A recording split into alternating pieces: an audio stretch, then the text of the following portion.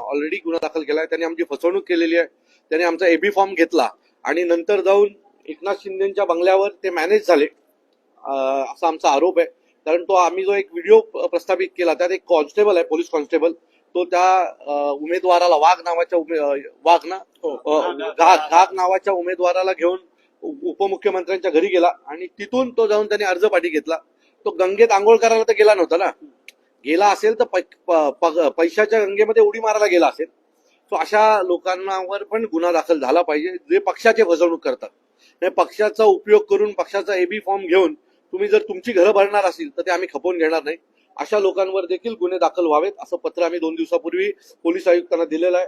आज आरोनच्या बाबतीत आम्ही तक्रार केलेली आहे आणि जी निवडणूक या लोकांना एकदम सोपी वाटते ती निवडणूक सोपी होणार नाही, ही गोष्ट सत्ताधाऱ्यांनी लक्षात ठेवा. आरोनी ज्या पद्धतीने तुम्हाला उत्तर दी सकारात्मक होती कारण ती उत्तर तुम्ही ह्या दालनात सांगितलं का? मी आयुक्तांना आणि काल निवडणूक आयुक्तांना जे काय घडलं ते सगळं दाखवलं. आरोच्या केबिन मध्ये त्या दिवशी जो काय राडा झाला त्याचे व्हिडिओज आमच्याकडे होते, ते आम्ही त्यांना दाखवलेले आहेत. त्यांनी जे कबूल केलं होतं त्या दिवशी की होय माझ्याकडनं चुकी झाली, तो फॉर्म डिस्प्ले करायला हवा होता, तो माझ्याकडनं झाला नाही. दुसरी गोष्ट, डिस्प्ले केल्याच्या फॉर्म मध्ये पण चुकीचा ऍफिडेव्हिट लावल्याचं त्यांनी कबूल केलं होतं, तीही गोष्ट त्यांना आम्ही सांगितलेली आहे. आणि अशा प्रकारे जर आरोज वागत असतील तर आम्ही विश्वास कोणाचा ठेवायचा? तुम्ही जर स्वतःला निवडणूक आयुक्त म्हणून तिथे काम करत असता किंवा आरो म्हणून काम करत असता आणि मी म्हणजे इथली प्रमुख असं जर तुम्हाला वाटत असेल, तुम्ही स्वतःला जर देवाचं रूप देत असाल तर तुम्ही देवासारखे वागले पण पाहिजे, तुम्ही दानवासारखे वागून जमणार नाही. त्यामुळे या आरोवर कारवाई, वैशाली पाटीलवर जोपर्यंत कारवाई होणार नाही तोपर्यंत आम्ही शांत होत नाही. सत्ताधाऱ्यांचं म्हणणं आहे की निवडणूक जी आहे पारदर्शक आहे. काय ते बापरे, एवढी ट्रेनिंग आरोना देण्यात आलेली आहे व्यवस्थित. एवढी सत्ताधाऱ्यांनी एवढी पारदर्शक निवडणूक केलेली आहे की निवडणुकीत मतदान करायची गरजच नाही. ह्याच्यापेक्षा काय चांगलं पारदर्शकता असू शकते? म्हणजे निवडणूक लागल्यात पण अनेक लोकांना आता निवडणुकीचा अधिकारच बजावता येणार नाहीये. एवढी पारदर्शकता नकोय भारताला. संविधानामध्ये एवढी पारदर्शकता दाखवली नाहीये. तुम्ही कायदे बदलायला जाऊ नका. 21 नगरसेवक एका महापालिकेत ज्या वेळेला निवडून येतात ना, त्यावेळेला जनता देखील तुमच्याकडे पाहत असते आणि याला जनतेला पण राग येत असतो. तुम्ही जे जनतेला गृहीत धरताय ना ते धरणं बंद करा, नाही तर एक दिवस ही जनता जे नेपाळला झालंय तशाच प्रकारची घटना या भारतात पण होईल, एवढं लक्षात ठेवा. बिनविरोध निवडून आलेल्या लोकांचा एक इतिहासच झालेला असं देखील आता सत्ताधारी. बिनविरोध ह्याच्या पुढे जर आज हा ट्रेंड कायम राहिला बिनविरोधचा तर पुढच्या काही वर्षांनी म्हणजे पुढच्या वेळेला जेव्हा निवडणुका येतील ना त्यावेळेला महापौर देखील बिनविरोधच बसेल. पुढच्या वेळेला महापौर देखील बिनविरोध बसवला जाईल, म्हणजे इलेक्शनच होणार नाही. 50-55 जागावर हे बिनविरोधच्याच जे काय नंतर खर्च करावा लागतो तो आधी करतील. पैशाची काय मागणी करण्यात आलेली का असं समजतंय? काही जण माघार घेतलेली आहे, सगळ्यांनीच पैसे घेतले. तो कोणी असं गेलो म्हणजे फॉर्म भरेपर्यंत तो चुकीचा होता ज्याच्या विरोधात फॉर्म भरतोय. फॉर्म भरल्यावर लक्षात आलं की नाही हा माणूस देव आहे, असं कसं शक्य आहे ना? काहीतरी घडलं असेल ना. एकनाथ शिंदेच्या घरी जो मुलगा गेला होता तो काही गंगेत उडी मारायला गेला नव्हता ना. तो पैशात गेला असेल तर पैशाच्याच गंगेत उडी मारायला गेला असेल, कारण त्याचे आई वडील मागील अनेक वर्षांपासून एकनाथ शिंदेच्या विरोधात लढत होते आणि आज अचानक त्याला असं वाटलं की नाही आता हे तर बाबा देव आहेत. असं होत नाही ना. फॉर्म भरेपर्यंत तो दानव होता.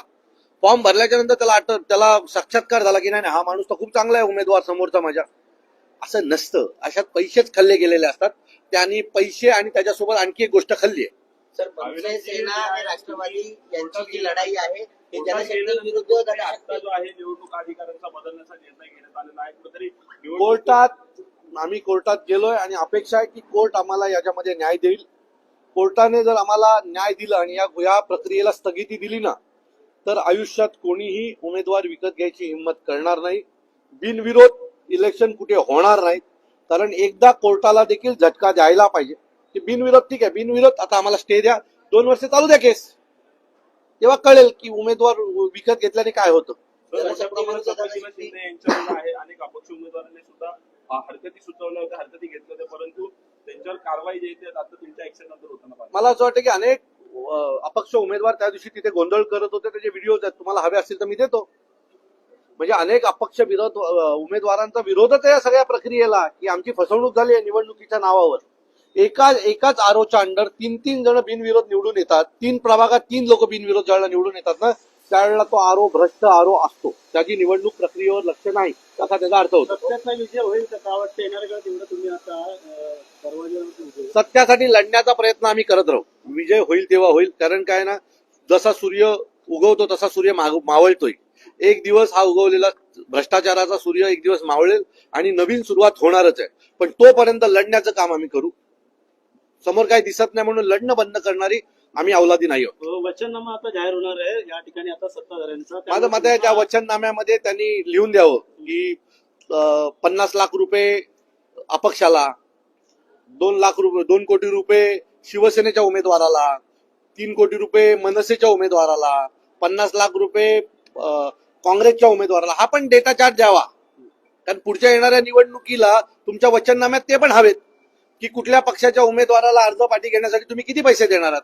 हे देखील जर आलं त्यात तर मला असं वाटतंय की अजून प्रगतिशील भारतीय जनता पक्ष होईल. ओके. हिंदीमध्ये